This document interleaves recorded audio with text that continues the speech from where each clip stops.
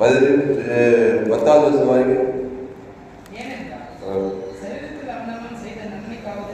2 கொரிந்தியர் 5ஆம் அதிகாரம் 18வது வசனம். 2 கொரிந்தியர் 5ஆம் அதிகாரம் 16. ஆகையால்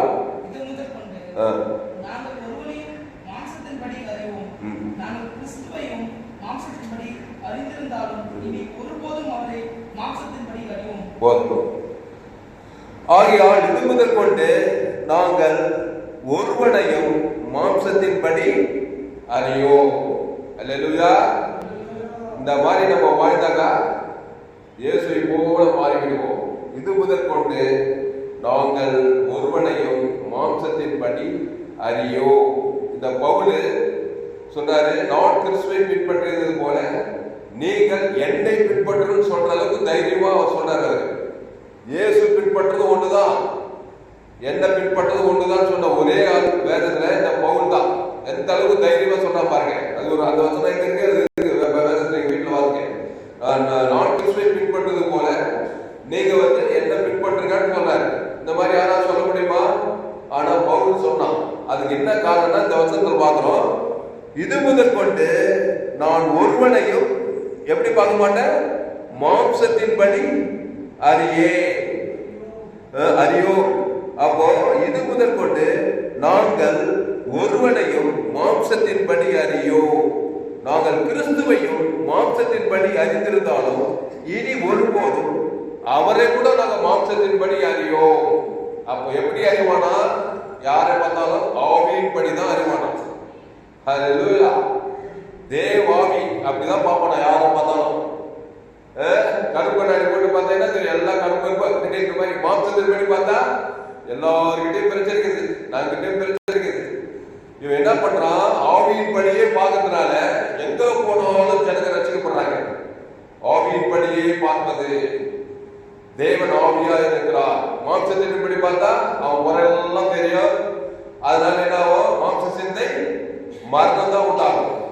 ஆவியின் படியே பார்க்கறதுனால அசுத்தாவியெல்லாம் ஓடுது, பசுத்தாவியால இந்த இது பண்றது, ஜனங்கள்லாம் ரசிக்கப்படுறாங்க. எங்க போனாலும் பெரிய பெரிய அற்புத அடையாளம் எல்லாம் நடந்து பார்க்கிறோம். ஆனால் இந்த பவுல்கிட்ட நாமும் தெரிந்து கொள்கிறோம், மாம்சத்தின்படி பார்ப்பதை விட்டு விட்டு ஆவியின் படியே பார்க்க நம்ம நல்லா மெச்சூர் ஆகும். ஏசு அப்படிதான் இருந்தார். ஏசு யாரை பார்த்தாலும் எப்படி பார்ப்பாரு, அவன் செஞ்ச தப்பெல்லாம் பார்த்து நியாயத்தை இருக்கிற மத்திய மார்க்கால் எங்க போனாலும் அவர் எப்படி பார்க்கிறாரு, அக்காவி அன்பு ஆவியின் கண்ணாடி வச்சுதான் பார்க்கிறாரு. எவ்வளவு பெரிய பாவியை பார்க்கிறாரு, எவ்வளவு பெரிய அக்கிரமகாரம் பார்க்கிறாரு, லேகன் பிசாசுல பார்க்கிறாரு, 38 வருஷம் வியாதியத்துல பார்க்கிறாரு, குட்டு கண்ணனை பார்க்கிறாரு, திமிர்வாதக்காரனை பார்க்கிறாரு. எல்லாம் மாம்சத்தின்படியே பார்க்கல, அக்காவி அன்பு ஆவியின் படியே பார்க்கறதுனால போறதுல எல்லாம் அசுத்தாய் ஓடுது, பசுத்தாய் வருது, ரட்சிப்பு உண்டாகுது. பெரிய ஒரு ஏற்குள் வேறாங்க பாருங்க. ஏசு ஆவியின் படியே பார்க்கிறாரு. எல்லா பாவிகளையும் அக்கிரமக்காரங்களையும் தேவன் ஆவியின் படியே பார்க்க அற்புதங்கள் அடையாளம் எல்லாம் நடக்காது. அந்த மாதிரி இந்த பவுல், நான் ஒருவனையும் மாம்சத்தின்படி அறியே. கர்த்தருக்கு ஊழியம் செய்கிற பிள்ளைகளா இருந்தா நம்ம இந்த மனநிலையை வளர்ந்து கொள்ள வேண்டும். ஏசு ஏற்றுக்கொண்டு ஞானஸ்நானம் எடுத்து திருவிருந்த அந்த அப்பத்தை திராட்சரசம் பானம் பண்ணுகிறனா ஆவியின் படியை பார்க்க அறிந்து கொண்டால் அநேகரை நாம் விடுதலையாக்கலாம். அப்போ இயேசு யாரை பார்த்தாலும் ஆவியின் படியே பார்க்கிறாரு. ஆமா, யாரை பாரு, நல்ல மேய்ப்பன் ஜனங்களுக்காக ஜீவனையே கொடுக்கிறாரு. தேவன் ஆவியா இருக்கிறார். மாம்ச சிந்தை மரணத்துக்கு, ஆவியின் சிந்தையோ ஜீவனும் சமாதானம் கொடுக்குது. அவன் பாவங்களை பிறந்திருக்கிறான், மாம்ச சிந்தையில பிறந்திருக்கிறான், அவன் வழியா பிறந்திருக்கிறான், பாவம் செய்திருக்கிறான்.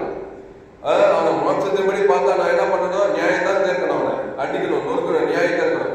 நான் அப்படி பார்க்கிறேன். மனுஷகுமார் மனுஷனை அடிக்கிறதுக்கு இல்ல, ரட்சிக்கிறதுக்கே வந்தான். ஒரு மனுஷனை ரட்சிக்கணும்னா ஆவியின் படி பார்த்து அவனுக்காக தன்னுடைய ஜீவனையே கொடுக்கணும். திருடவும் கொள்ளவும் அழுக்க வருகிறானே என்று வேறொன்றுக்கு வரான். நானும் அவர்களுக்கு ஜீவன் உண்டாயிருக்கவும் அது பரிபூர்ண பணம் வந்தேன். அவனை நன்மத்தை மரியத்தக்க கனி புசித்து பாவத்துக்கிறான், சாபத்துக்கிறான், அக்கிரமத்துக்கிறான். திருப்பி நம்மளும் நன்மத்தை மரியத்தக்க கண்ணி கண்ணாடி கொண்டே பார்த்தாங்க. நம்மளால் அவனுக்கு ஒரு லாபம் இல்லை, அவனால் நமக்கு ஒரு லாபம். நம்ம ஜீவரத்தம் அதை புசித்து கிறிஸ்துவின் பார்வையில பார்க்கும்போது அவனுக்குள்ள அசுத்தாவே தோற்றுறோம், பசுத்தாவே இருக்கிறோம். நம்முடைய வாழ்க்கையில் அதிசயங்கள் அற்புதம்லாம் நடக்குது. அதனால் அன்பார்களே, இந்த வசனத்தின்படி நாம ஒருவனையும் மாம்சத்தின்படியே மாறாதபடிக்கு ஆவியின்படி பார்க்க நம்ம பழகி கொண்டால் அதுல நல்லா மெச்சூர் ஆகிட்டா எந்த மனுஷனும் இப்படி ஆகிடலாம். ஆதாம் வழியா பிறந்த உலகத்தில் உங்களுக்கு பெரிய ஜீவ சர்வ தேவனுக்கு ஆதாமுக்கு பொழுது அசுத்தாவை பற்றி பசுத்தாவை இறங்கி அவனை ஒரு வழி பண்ணிடலாம். விசுவாசிக்கிற சிந்தனை எடுத்து பசுத்தாவை இறங்கி அவனை பாதுகாத்துடலாம். அப்ப குடும்பத்துல மாம்சத்தின் வழியை பார்த்துட்டா இருக்கு. கணவனுக்கு மனைவி, மனைவி பிரச்சனை, பிள்ளைங்க பிரச்சனை, சொந்த பந்தம், எல்லாருக்குள்ள பிரச்சனை தான். எல்லாம் ஆதாமுக்குள்ள தான் பிறந்துக்கிறாங்க. அந்த பிரச்சனையை நம்ம ஒரு பிரச்சனையா மாறி கஜல கிறிஸ்துவை போல பார்த்து பார்த்து பார்த்து விசுவாசத்தை திருப்பி அசுத்தாய் பற்றி பசுத்தாயினா நம்ம குடும்பத்துக்கே ஒளியா இருப்போம், குடும்பத்துக்கே உருப்பா, உலகத்துக்கு ஒளியா இருப்போம், தேசத்துக்கு ஒளியா இருப்போம். அப்போ மாம்சத்தின் படியே நான் அறியே. அதனால்தான் அவ்வளவு பெரிய செய்து பவுலா மாதிரி உலகத்தையே கலக்கிற பவுலா மாறிடுறான். யாரை பார்த்தாலும் கிறிஸ்துவனுக்கு ஜீவன், இனி நான் என்ன, இயேசுவே எனக்கு பிழைத்திருக்கிறேன். அந்த இயேசு கண்ணாடி போட்டு தான் பார்க்கறான். எனக்கு ஒரு கண்ணாடி இருக்குது, கூலி கிளாஸ் கருப்பு கண்ணாடி. அதை மாட்டோம்னா பாகத்தெல்லாம் கருப்பாக தான் தெரியும். மஞ்சள் கண்ணாடி யாராவது போட்டுக்கிறீங்களா? மஞ்சள் கண்ணாடி போட்டு பாருங்க, எல்லாமே மஞ்சளாவே தெரியும். ஆக மொத்தம் மாம்சத்தின்படி பார்த்தா மாம்சத்தின்படி எல்லாம் பிரச்சனையா தான் தெரியும். ரோமர் கூட எல்லோரும் பாவத்தை பிரச்சனை தாங்கிறான்.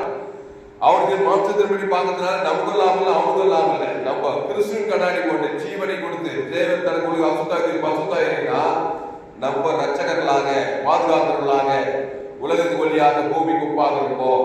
அப்படிதான் இந்த பவுல் தன்னையே மாற்றிக் கொண்டிருக்கிறான். குறைந்தீர், தெசலோனிக்கேயர், கலாத்தியர், பேசியர் எல்லாம் போய் அவ்வளவு பயங்கரமான ஆட்கள். குடித விபச்சாரத்தில் சிக்கப்பட்ட அதெல்லாம் ஒரு சபையை கொண்டு வந்து பார்க்கணும். அதுக்கு மேல இருக்கிற வசனம் பண்ணீங்க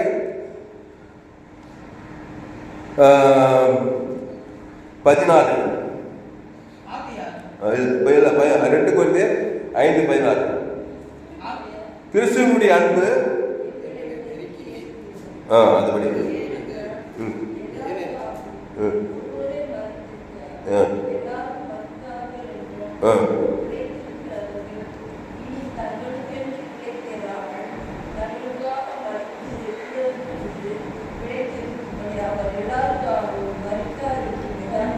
அவர் எல்லாருக்காகவும் மரித்தார் என்று இந்த கிராமத்துல எல்லாருக்காக இயேசு மரித்திருக்கிறார். அதை அவங்க அங்கீகரிக்கல, விசுவாசிக்கல. அதனால அவங்க மாம்சத்துல தான் இருப்பாங்க. இப்போ இயேசு அறியாத ஒரு மனுஷன் எவ்வளவு பெரிய படிப்பாளியா இருந்தாலும் எவ்வளவு உயர்ந்தாங்க, தாஜி படிக்கணும், படிக்கலாம், ஆடோ பேண்டோம், இயேசு பத்தி சுத்தமா தெரியாததுனால சுட்டு போட்டா கூட ஆவியின் படி பார்க்க தெரியாது. அவங்களுக்கு மாம்சத்து படியே தான் பார்ப்பாங்க. அதுல நல்லது கெட்டது லிஸ்ட் போடுவாங்க. போதுக்கண்ணாடி போட்டு இவங்க எப்படி அவங்க எப்படி இதேதான் அவங்களுக்கு லைஃப் ஆகும். ஏன்னா ஆவியின் படி பார்க்க தெரியாது. ஆனா இயேசு ஏற்றுக்கொண்டு ஞானஸ்தானம் எடுத்து திருவிருந்தில பங்கெடுத்தவ ஆவியின் படி பார்க்க முடியும். இயேசு ரத்தம் சகல பாவத்திற்கு சுத்திகரிச்சலாம்.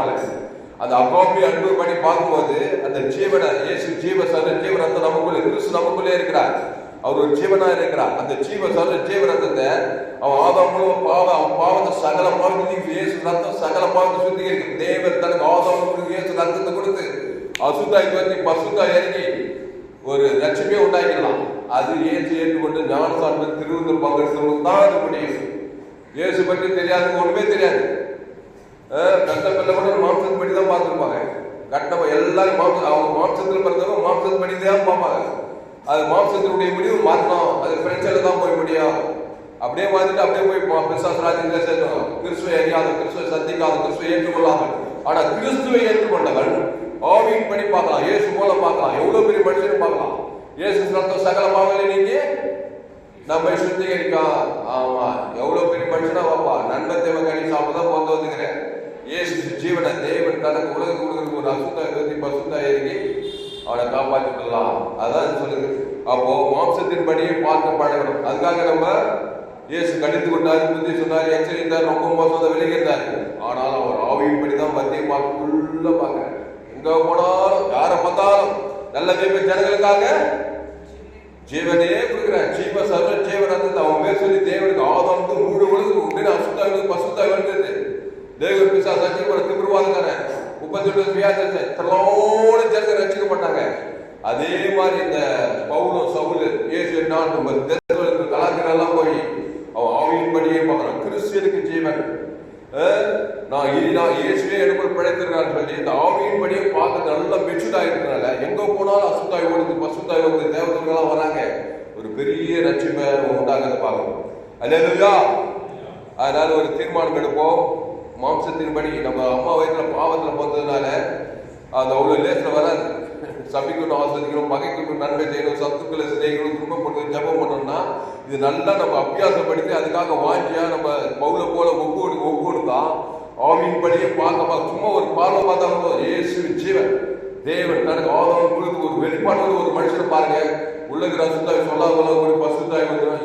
யாரை பார்த்தாலும் ஆவியின் படியே பார்க்க பழகுங்க. கர்த்தர் உங்க வாழ்க்கையில பெரிய காரியம். ஒரே ஒரு சம்பவத்தை வாசி நம்ம முடிப்போம்.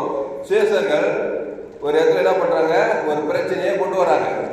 மத்தேயு 17ஆம் அதிகாரம். அங்க ஒரு பிரச்சனையை சேசர்கள்ட்ட கொண்டு வராங்க. ஆனா அவங்களால தீர்க்க முடியல. மத்தேயு 17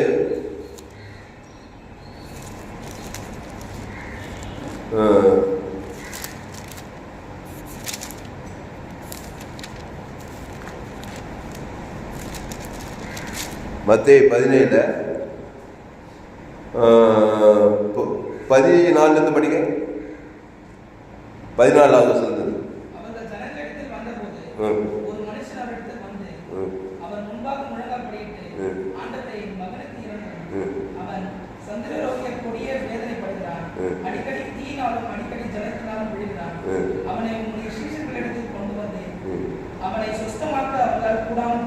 போதும். இங்க சேசர்ல இருக்கிறாங்க, ஏசுகிறார். முதல்ல அவன் அடிக்கடி ஜலத்துல தண்ணீர்ல வீழ்ந்துறான். பிசாசால் கொடிய வேலை பண்றான். அவங்க அப்பா என்ன பண்ணா, முதல்ல சேசர்களை கொண்டு வரான். அந்த சேசர்களால அதை துரத்தி விட கூடாமல் போயிடுச்சு. ஏன் கூடல? பூதகனாடி போட்டு என்ன பாவம் பண்ணணும், விவசாயம் பண்ணணும், விவசாயம் பண்ணணும், அக்கறம் பண்ணணும், இப்படி மணலில் வச்சிருந்தாக்கா ஒரு பிசாசம் போகுது. அது மாம்சத்தின் படி பார்க்க கூடவே கூடாது. அப்புறம் பாருங்க, அடுத்த வருஷம் படிங்க. விசுவாசம் இல்லாத மாறுபாடுள்ள சந்ததியே, இதுவரைக்கும் நான் உங்களோடு இருப்பேன், இதுவரைக்கும் உங்களிடத்தில் பொறுமையாக இருப்பேன், அவனை என்னிடத்தில் கொண்டு வாருங்கள் என்றார். படிங்க. இயேசு பிசாசை அதட்டினார்.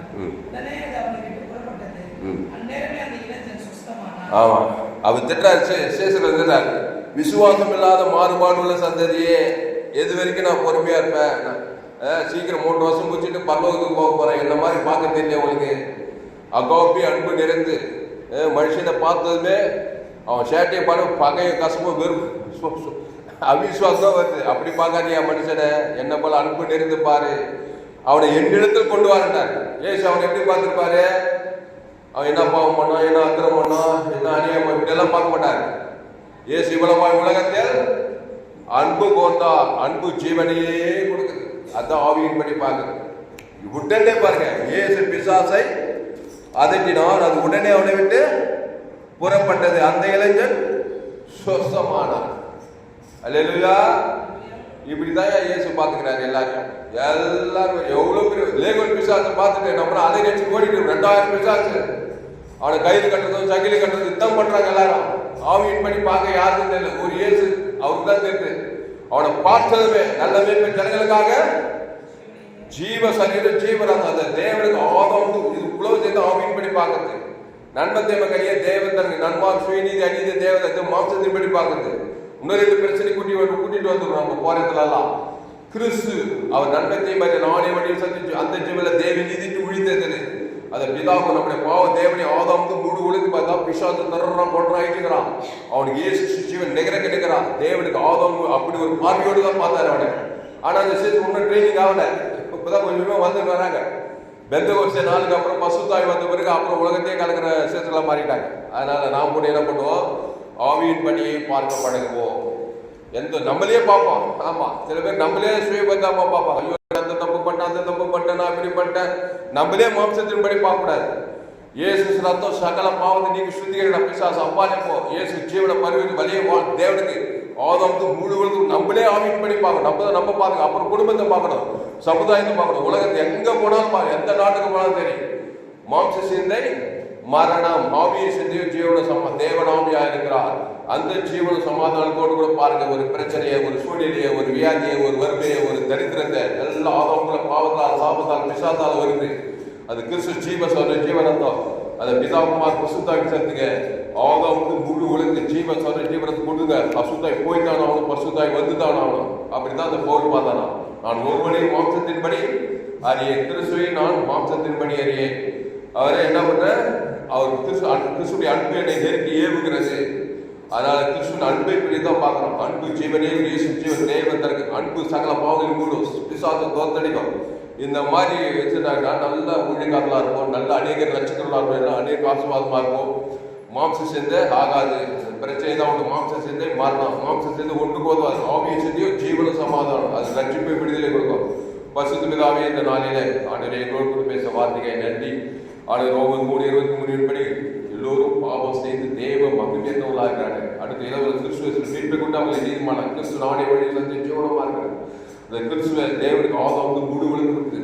ஆவின்படியே ஒரு பிரச்சனையை அணுக, பிரச்சனையை சந்திக்க, விசுவாசங்களை துரத்த, ஆண்டவர் இயேசுவை போல மாற, பவுலை போல மாற, அநேக லட்சங்களாக பூமி குப்பாக உலகத்து வழியாக இருக்க எங்களோடு கூட இறைப்படும்படி ஜெபிக்க தாவே பெரிய காரியம் செய்யும். இயேசு நாமத்தில் நல்ல பிதாவே.